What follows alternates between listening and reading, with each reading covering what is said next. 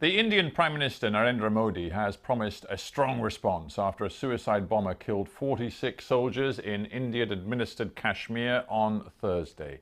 India has said it will ensure the complete diplomatic isolation of Pakistan following the attack, the deadliest to hit the disputed territory in decades. India accuses Pakistan of failing to act against the militant group based in Pakistan, which said it carried out the bombing.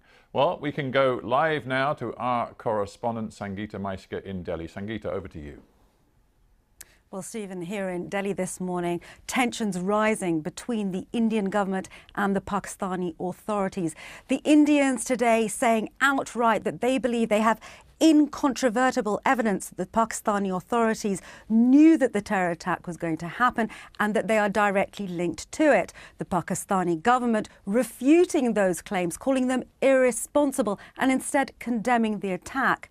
In the meantime, questions over what the security forces here in India knew is also up in the air. Reports today that suggest that 3 days ago, security forces in the region very close to where the attack happened knew that a major assault was planned. What happened to that information and whether or not it was passed on to the right people is now a matter of investigation.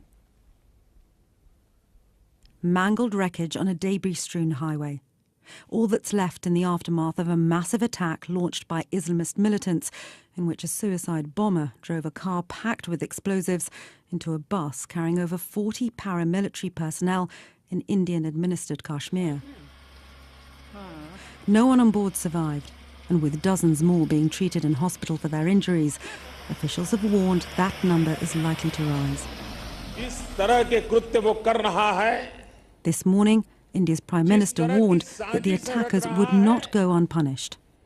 A befitting reply will be given to the perpetrators of the heinous attack and their patrons. No force will succeed in disturbing peace, progress and stability of India. Local man Adil Ahmed Dar is believed to be the man responsible for the attack, according to Indian authorities. The Islamist militant group Jaish-e-Mohammed say they planned it. The organisation, based in Pakistan, has been active in Indian-administered Kashmir for nearly 20 years, fighting for the state's independence. Today, soldiers have sealed the scene of the bombing, which is also the main route linking the Kashmir Valley with the rest of India. It's a high-security zone. How militants were able to obtain, store and use explosives without detection has now become a key focus of investigations by anti-terror police. Now, those police have told us that it's going to take several days before they get answers to those questions. In the meantime, as I say, diplomatic relations between both India and Pakistan under strain. We've been hearing this morning that Indian officials have now summoned Pakistan's High Commissioner to come and meet them to discuss their concerns over what Pakistan knew and when. The security forces would be given free rein in their response. What do you think that means? What are the options, really, that the Indian security forces have? So this is a really interesting question. What we've already seen is the Chief Minister of Jammu and Kashmir appealing to the Indian government for security to be stepped up. Stephen, what we know is that there are about 500,000 Indian soldiers already stationed there. And what we've seen this morning are pictures of security forces up along that main highway. It's worth stressing that that highway is the only route really linking that part of Kashmir, which, as I said in my report, is a security zone, and the rest of India. So we've seen security forces stepping up action there. The question is what happens next on a diplomatic front.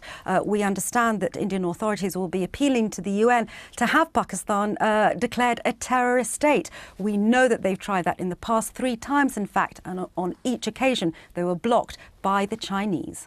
Sangeeta, thank you very much indeed for that update.